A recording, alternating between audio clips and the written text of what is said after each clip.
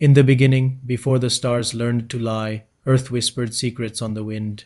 Humanity was young then, huddled in the deep safety of caves, watching shadows dance on stone walls like forgotten gods. We carved bones into spears, our hands steady, but our hearts trembled. We feared the dark, but we feared what was in it far, more than death itself. Every night was a battle for survival, every flickering fire a shield against the unknown. But one night the darkness was different. It deepened, thickened, became a palpable weight that pressed down on the world. The moon, our steadfast silver guide, bled red. Crimson veins pulsed across its surface, spreading through the heavens, as if the sky itself was wounded, tearing open, screaming a silent, unending scream. And from that wound, from the void between the stars, they came. Their arrival was not a clap of thunder or a brilliant flash of light. It was a suffocating silence. Black ships, true voids in the fabric of night, drifted down from the heavens, swallowing the stars whole as they passed. They were like holes punched through reality, descending through the thick fog as shadowy obelisks. A malevolent violet glow pulsed from within, piercing the clouds and staining the world below. They were the Vexari. Their forms were tall, impossibly slender, and armored in a living shadow that writhed and coiled like a mass of tormented souls. We never saw their faces, only the deep, empty voids behind their visors. But from those voids burned eyes of violet fire, a gaze so intense it could sear the sanity from your mind, leaving you a hollow, whimpering shell. They were not gods. They were not saviors. They were harvesters. They came from a dead world, a place they had already consumed, fleeing their own self-made doom. Now they hungered for Earth. They craved its life force, the pulsing, vibrant essence that thrummed in every vein, every root, every breath of wind and drop of water. They saw our world not as a home, but as a feast. We watched as a silver ichor, a fluid like liquid metal, dripped from the bellies of their silent ships. Where it touched the ground, the lush green grass withered instantly, turning to black ash. The reaping began with the forests. The great ancient trees that had stood for millennia withered in moments. Their leaves curled into black, brittle fists, and their branches snapped like dry bones. The air grew thick with the smell of decay. Next were the animals. Herds of deer, strong and swift, suddenly convulsed in the fields. Their eyes glazed over with that same terrible violet light, and silver veins bulged beneath their skin before. They collapsed into lifeless husks, their energy stolen. The silence that followed was heavier than any mountain. Our tribes watched, frozen in a terror we had no words for, as the first touch of the Vexari fell upon our people. A child, driven by the innocence that we would soon lose forever, reached out a small hand. She was curious, not afraid. Her fingers brushed against the edge of one of the shifting, shadowy invaders. For a heartbeat, nothing happened. Then her flesh began to melt. Silver ichor bubbled where the shadow had touched, consuming her, dissolving her. Her screams, high and sharp, echoed across the valley before being swallowed by the eternal silence of the fog. The reaping of humanity had begun. Entire villages were erased from the world.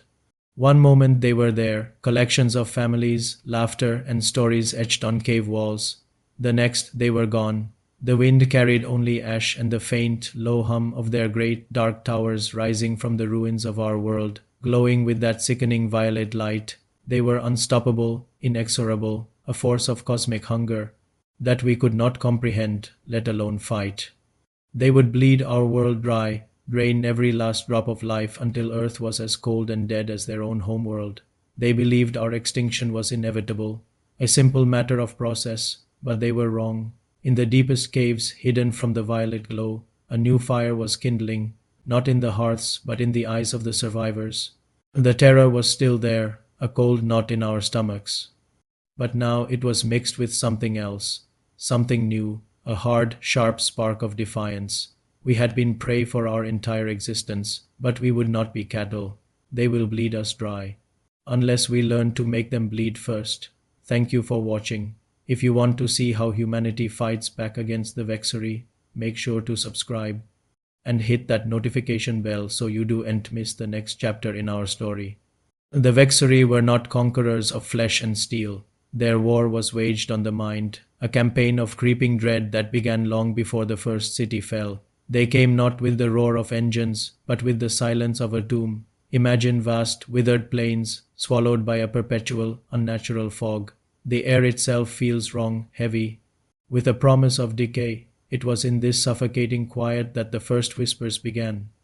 The Vexari themselves were rarely seen, phantoms gliding through the mists, their presence more a feeling than a sight. Their heralds were the drones, swarms of metallic locusts that descended under moonless skies. They didn't bite or sting. They hovered, their insectal humming a maddening symphony, and they whispered. They whispered insanities directly into your soul, twisting memories into nightmares, turning love to paranoia, and planting seeds of terror that bloomed into full-blown madness.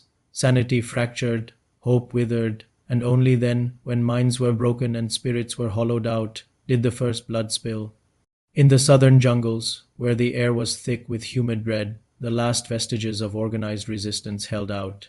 Here, proud warrior tribes, their bodies painted in ochre and sacred blood, gathered around crackling fires. They chanted ancient songs of defiance, their voices a desperate shield against the encroaching silence. Their shamans saw visions in the flames, glimpses of a faceless, all-consuming enemy, but their courage did not waver. They would meet this shadow with spear and arrow. They struck under the cloak of night, a storm of righteous fury. They were the finest warriors of their generation, moving with the lethal grace of jungle predators. They burst from the undergrowth, their war cries tearing through the oppressive quiet. Spears, honed to a deadly point, were thrust at the shadowy figures gliding through the fog, but their weapons, which had slain the mightiest beasts, were useless here. Spears shattered against the Vexari's writhing, semi-liquid armor, raking like twigs and throwing off showers of silver sparks. Arrows, loosed with uncanny accuracy, simply glanced off the void like surfaces of their bodies, disappearing without a trace. The battle was a one-sided slaughter. The warriors fought with the ferocity of cornered animals, but they were swatting at smoke. In the chaos, one warrior, his name lost to time, managed to tackle a Vexari, dragging it down into a tangle of thorn bushes. This was his chance, a chance to see the face of his people's destroyer. With a desperate heave, fueled by adrenaline and rage, he pried the helm from the creature's head. He expected a monster. What he found was so much worse. There was no face, no flesh, no eyes, no features at all, just a swirling, bottomless abyss, a perfect, polished darkness that stared back at him, and in its depths he saw a reflection, not of his own face, but of his deepest, most primal terror. The void was a mirror to the soul, and what it showed him was a fear so pure, so absolute, that his mind shattered instantly. He saw everything he had ever dreaded, amplified 1,000 times. He clutched his head, his veins pulsing with a sick, violet light, and collapsed, foaming at the mouth, his spirit devoured. The abyss had consumed him. The Vexari's retaliation was not with weapons, but with the fog itself. It wasn't just water vapor. It was a living plague. A nanite swarm, trillions of microscopic, invisible machines, like metallic teeth, that drifted on the wind and settled on the skin. And then the devouring began. It was a slow, meticulous unraveling. The nanites consumed skin first, peeling it away in gossamer sheets. Then muscle, then bone. All the while, the victims were alive, fully conscious, feeling every microscopic bite.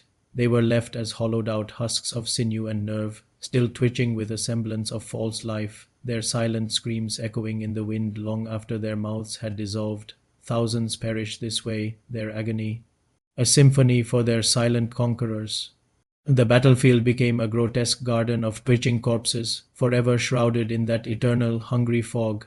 Yet, in this landscape of absolute horror, a sliver of hope emerged. Where the Vexari fell, or where their armor was breached, a strange, silver ichor bled out. This substance was unlike anything on the planet. It sizzled and burned the earth where it fell, releasing a thin, acrid smoke.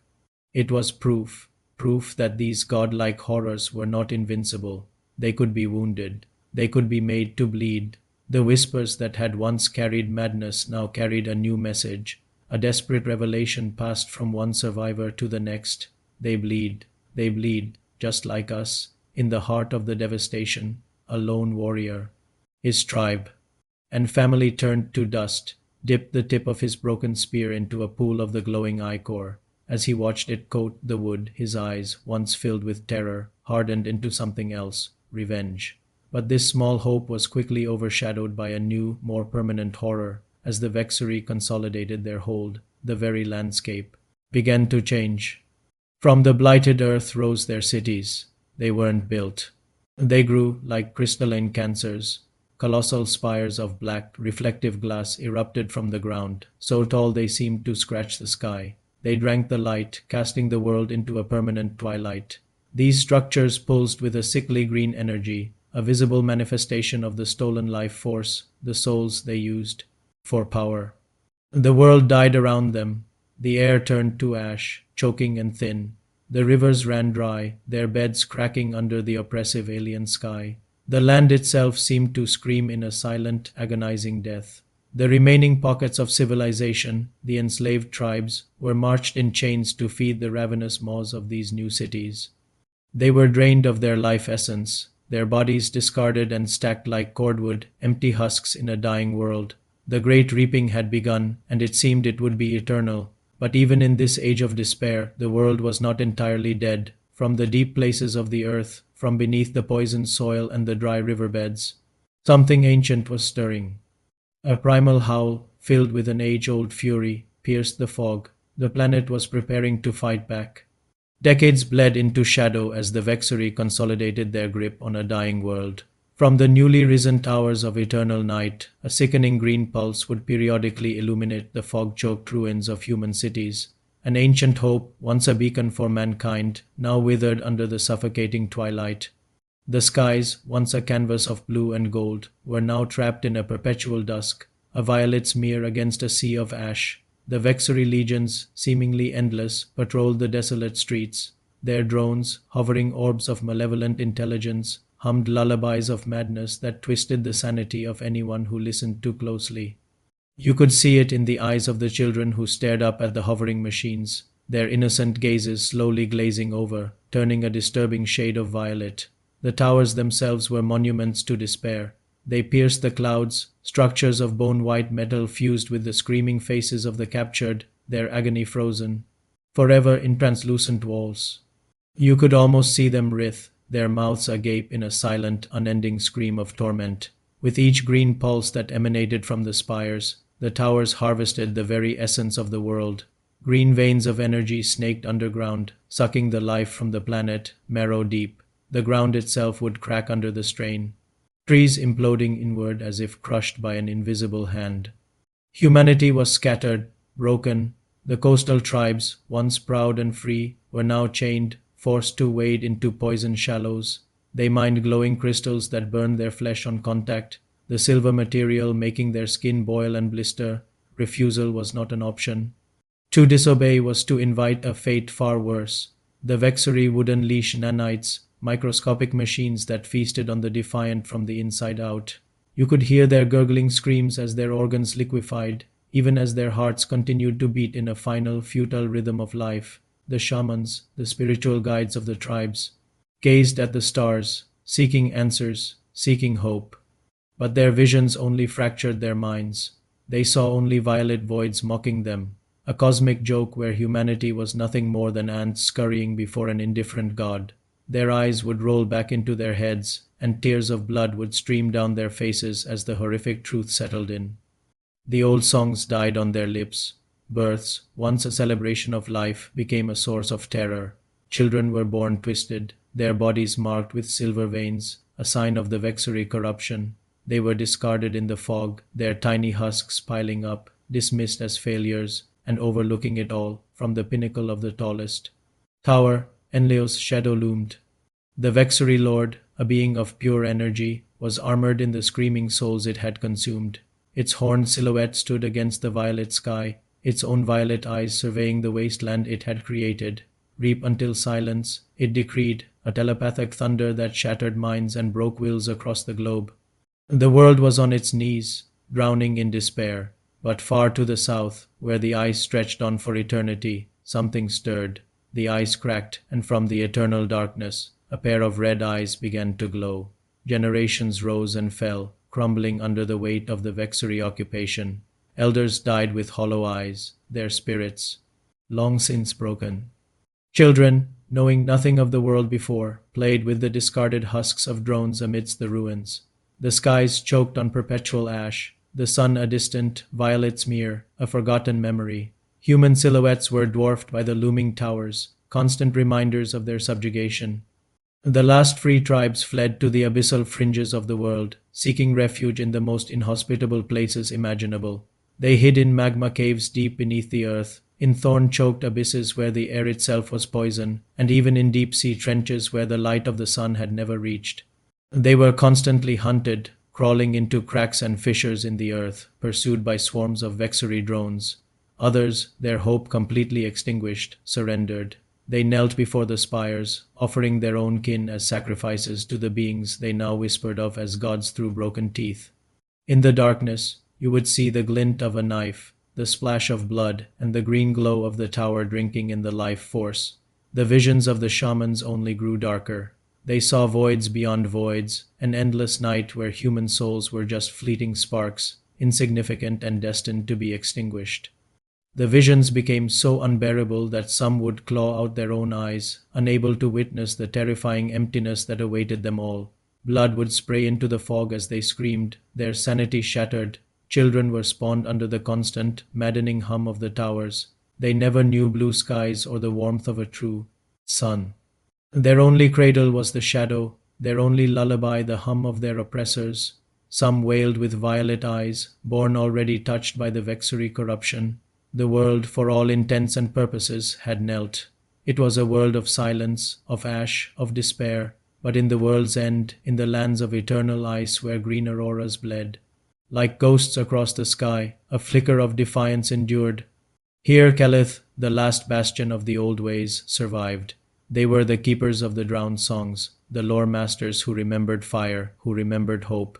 And among them was a woman, her face scarred by loss and hardship. Her name was Vera. As the Arctic winds howled around her, she stood before the raging storm and began to whisper. Beneath the flickering green of the aurora, deep within the ice caves, the scarred one awakens. Kelith, a name whispered like ghosts through the glacier's veins, had hidden as a shadow within shadows. Vera, her flesh forever marked by the whips of the tower, had escaped the reaping. She had seen it, a glimpse of the core, a pulsating, void heart, a thing that devoured light itself. In a searing flashback, chains snap, silver burns her skin, and she flees, disappearing into the blinding blizzard. She found refuge in ice-glow caves, where fungi pulsed with a faint blue defiance against the encroaching dark. There, Vera began to gather the fractures, the broken pieces of her world, lost shamans, their ancient wisdom nearly forgotten, and wolf-eyed warriors, their spirits unbroken. They formed a circle, their hands meeting in a blood bond, a promise sealed in sacrifice. "We are the storm," she rasped, her voice cracking like the very ice beneath their feet. In the silence that followed, the terror of the aurora reflected in their eyes. Envoys, brave souls, crossed the frozen wastes. Oceans turned to venom, reaching out to the shattered clans scattered across the land. They moved like phantoms, vanishing into the white out of blizzards only to emerge as whispers in the ears of the desperate. They taught the old ways, poisons that could melt the invaders' armor, traps that shattered the robotic drones that patrolled their lands. They shared secrets, whispers that turned the enemy's own weapons against them. The scream of tortured metal became a song of rebellion, but victory was impossible alone. So Vera knelt at the edge of the abyss, a chasm that seemed to swallow the sky, and she called upon the earth's rage. She called to the wild, to the primal forces that slept beneath the ice. The ground trembled faintly, a slow, hungry awakening, and in the heart of the blizzard, a pair of wolf eyes pierced the white veil, then another. And another, as a pack began to circle, their forms just shadows in the snow. The wild had heard, as if answering Vera's desperate call. Nature itself began to remember, its claws sharpening for the fight. Her plea clawed at the hearts of the beasts. A great polar bear, once a dull-eyed titan, reared up on its hind legs, its eyes now burning with a ferocious red light. These assassins of the snow, moving with a terrifying silence, fell upon the invader patrols. They rent them limb from limb, their silver armor spraying across the snow like crimson paint. Claws that had once hunted seals now tore through advanced alloys, the invaders' violet ichor freezing instantly in the brutal cold. Foxes, quick and clever, darted through the blizzards, becoming ghostly guides that led ambushing warriors to the enemy's throats. Their yips and calls were a secret language, a swarm of whispers that coordinated ambushes against the patrol's violet glow. Across the tundra, wolves chorused their warnings, their howls carrying for miles, a symphony of orchestral dread that alerted hidden camps to incoming strikes long before they arrived. Even the deeps stirred beneath the vast sheets of ice. Great whales, titans of the Arctic Ocean, rammed the invaders' submersibles. Hulls designed to withstand immense pressure crumpled like parchment, the crews inside crushed in a flood of silver machinery and freezing water. These first assaults were cloaked in the eternal night of the polar winter. Outposts, once thought impregnable, imploded from within. Ravens, no longer mere birds, became a storm of black. Feathers and sharp beaks, shredding the wings of drones in midair, their beaks sparking against failing circuits. Chaos reigned as the invaders, seeing their technology fail and their soldiers torn apart, began to quake in their silver boots. The beasts, they whispered in fear, they are possessed, but their terror was just beginning. Far out at sea, the frozen waves began to boil, and something vast, something ancient and terrible, began to rise from the depths. In the deepest, forgotten trenches of the ocean, where sunlight has never dared to trespass, black bubbles began to rise. A sinister message appeared, written in the currents themselves. The deep hungers, the ancient pact was broken. For countless millennia, the abyss had slumbered, a realm of silent, crushing pressure. Now it was stirring from their coral citadels. The Thalarin, ancient beings clad in living armor, had watched the surface world's agony for eons. They had witnessed the rise and fall of empires, the cycles of birth and destruction, all from the patient, eternal dark. Their silhouettes, sleek and powerful, glided through the abyssal currents, their eyes glowing like captured pearls. But the poison of the Vexari had finally seeped into their sacred depths. Zorak's machinations were not limited to the land. His forces had begun harvesting the great leviathans of the deep, colossal creatures of myth for their twisted experiments. A creeping, silver taint spread through the water, a venom that choked the life from the eternal night. The carcasses of once majestic whales floated aimlessly, their massive bodies veined with a sick violet corruption. The sea, once a cradle of life, was becoming a graveyard. It was Keleth's desperate, telepathic plea that finally pierced the crushing silence of the abyss. Her cry for help, a beacon of pure Ranid, reached the Thalarin councils. Envoys swam through treacherous ice rifts, their forms cutting through the frigid waters to answer the summons. They remembered Vera's blood oath, a promise made in a forgotten age, binding the fates of land and sea. Within the grand coral chambers, the councils raged. The sound of rasping scales and furious debate echoed as ancient. The lords argued the cost of intervention. Some urged caution, citing the eons of isolation. But the evidence was undeniable. The pact was sacred. The land was bleeding, and if it fell, the sea would not be far behind. A trident, glowing with contained power, slammed onto a stone table, and the currents themselves swirled in agreement.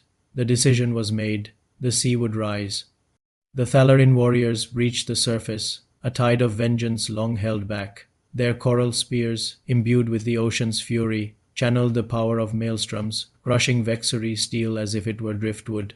Titanic tsunamis, summoned by their will, crashed against the bases of Vexari towers, and a storm of green, oceanic light flooded the land.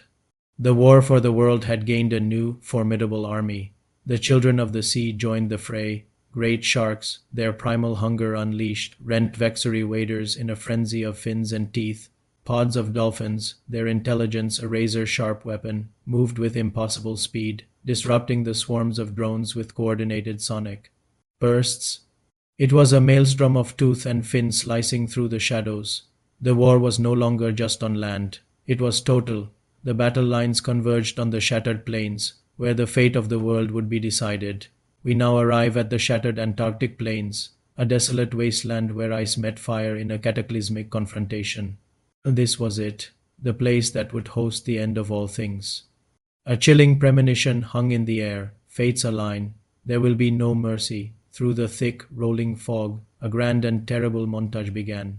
The last tribes of humanity marched, their eyes feral with desperation and a burning will to survive. Flanking them were the beasts of the wild, a horde driven by primal fury, their growls and roars a symphony of untamed nature. And cresting the horizon was the might of the Thalarin, an unstoppable tidal wave of wrath, the ocean itself given form and purpose. At the head of this desperate alliance, a figure stood atop a colossal, war-tusked mammoth. It was Vera. Her spear, once a symbol of her people, was now stained with the violet ichor of the Vexari, a testament to the brutal battles she had fought and won. Before them all loomed the prime spire, the tallest and most grotesque of Zorak's scars upon the world. It was his throne, a twisted monument to his power, and it pulsed with a sickening energy, a beacon of screaming, encased agony. The very air around it vibrated with the torment of 1,000,000 captured souls for the gathered armies. There was no retreat, there was no other path. Behind them lay only ruin and death. Before them, a sliver of hope, guarded by the very architect of their despair. The dawn broke, bleeding a violent prophetic red across the sky, painting the ice and smoke in crimson hues. A horn blew, not a horn of men, nor of elves, but something older, deeper. A sound that echoed in the soul, a call to arms that transcended species and origin. The charge began, a desperate, final surge against the dying of the light, an eternal charge into history. The silence after, on the third day, Vera finally reached the core of the prime spire. The air crackled with raw, untamed energy, a humming that vibrated deep within her bones. Before her pulsed the heart of the Vexari, a blinding, malevolent orb of light. It was the source of their power, the engine of their conquest. She didn't hesitate. With a final, desperate cry that was part fury, part grief, she drove her spear deep into its glowing center. The tower didn't just break. It screamed, a soul-shattering shriek of metal and energy that ripped across the entire planet, a sound that would haunt the dreams of every survivor for generations to come.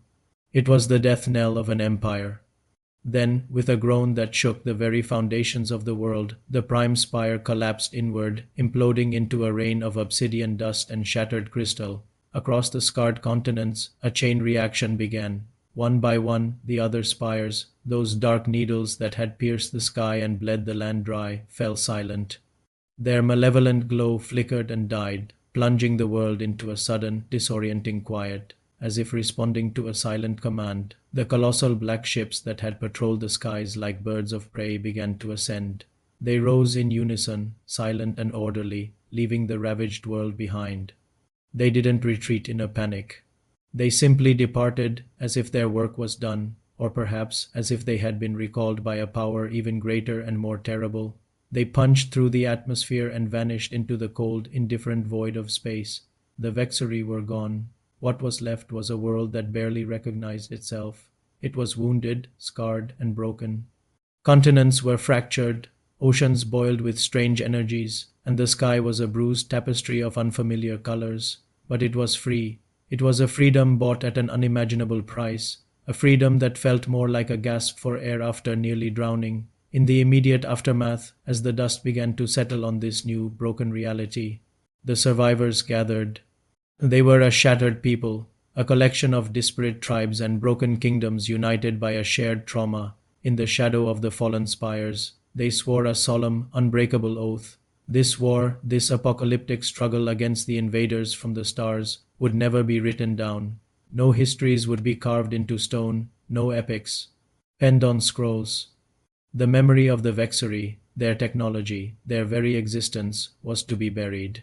It would be carried only in whispers shared around dying fires, in the fragmented nightmares of those who lived through it, and woven into the melodies of the oldest, most sorrowful songs.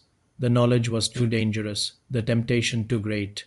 They vowed that no future generation, in their arrogance or their curiosity, would ever be able to summon the stars again. The price of that knowledge was a world in ashes. But even a buried history leaves its mark. The scars remain. You can see them if you know where to look. They are there in the ancient, cyclopean ruins that defy any known architectural principles, monolithic structures that seem to watch you with unseen eyes. They are there in the strange, unearthly artifacts that are occasionally unearthed from deep within the planet's crust, objects that hum with a faint residual power, their purpose. An origin, a terrifying mystery. The scars remain in the collective memory of the wild. The ancient trees seem to lean away from the sites of the fallen spires. The oldest animals, the beasts that have roamed the lands for centuries, still watch the night sky with a deep instinctual fear, their folk memory warning them of the horrors that can descend from above. Their cries on a starless night are not for predators, but for the silence they remember being broken. And finally, the scars remain in us. They live on in the stories we tell ourselves to explain the unexplainable. We talk of gods who fell from grace, of pantheons that tore each other apart in the heavens. We whisper tales of mortals who, through some impossible feat of will or sacrifice, rose to challenge those very gods. We create myths to fill the void, to give meaning to the echoes of a catastrophe we have forced ourselves to forget. We call them legends, fables, cautionary tales. But they are more than that. They are the fragmented memories of a truth too terrible to remember, a truth that sleeps but never truly dies. They are the echoes of the silence after the scream,